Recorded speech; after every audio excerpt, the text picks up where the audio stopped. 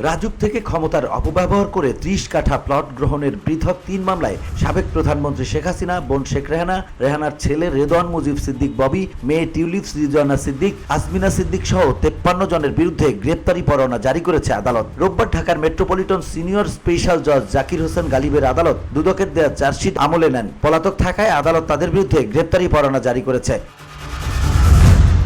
দুদকের আদালতের প্রসিকিউশন বিভাগের সহকারী পরিচালক আমিনুল ইসলাম এ তথ্য নিশ্চিত করেন। তিনি বলেন, আসামিদের গ্রেপ্তার করা গেল কিনা এ সংক্রান্ত প্রতিবেদনের জন্য ২৭ এপ্রিল তারিখ ধার্য করেছে আদালত। এর আগে গত ১০ এপ্রিল রাজুকের প্লট বরাদ্দে দুর্নীতির অভিযোগে দুদকের করা মামলায় শেখ হাসিনা, মেয়ে সাইমা ওয়াজেদ পুতুল সহ ১৮ জনের বিরুদ্ধে গ্রেপ্তারি পরোয়ানা জারি করে একই আদালত।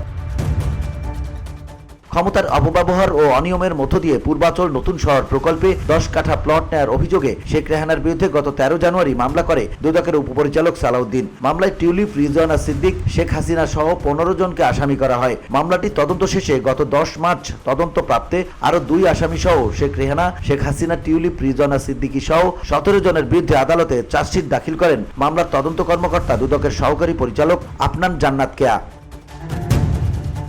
ক্ষমতার অপব্যবহার ও অনিয়মের মধ্য দিয়ে পূর্বাচল নতুন শহর প্রকল্পে ১০ কাঠা প্লট নেওয়ার অভিযোগে আসমিনা সিদ্দিকের বিরুদ্ধে ১৩ জানুয়ারি মামলা করেন দুদকের সহকারী পরিচালক আফনান জান্নাত কেয়া। আসমিনা সিদ্দিকের বিরুদ্ধে করা মামলায় টিউলিপ সিদ্দিক, শেখ হাসিনা সহ ১৬ জনকে আসামি করা হয়। মামলাটি তদন্ত শেষে গত ১০ মার্চ তদন্ত প্রাপ্তে আরও ২ আসামি সহ আসমিনা সিদ্দিক, শেখ হাসিনা, টিউলিপ রিজওয়ানা সিদ্দিক সহ ১৮ জনের বিরুদ্ধে আদালতে চার্জশিট দাখিল করেন আফনান জান্নাত কেয়া।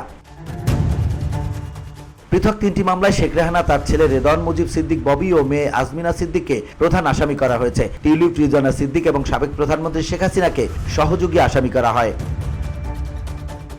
VOD Bangla news desk.